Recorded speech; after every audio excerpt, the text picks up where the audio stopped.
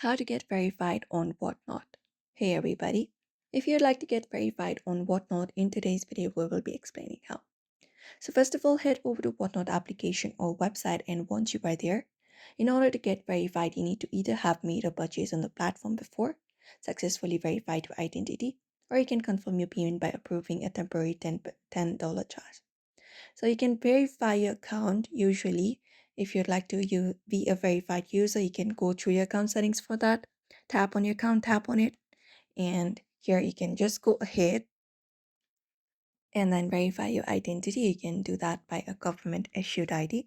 Otherwise, whenever you head over to any of the live auctions, also you should be finding a get verification option on your screen. For example, this one right here. If you get this, tap on get verified on your option, and you need to authorize your payment information for that.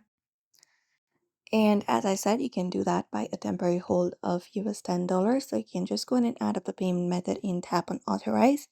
And that way you can also verify yourself and follow up the steps. So you may follow up the steps if you would like to get verified on Whatnot. So I hope this video was helpful. Give it a thumbs up and subscribe for more tips and tutorials. And we will be seeing you in another video.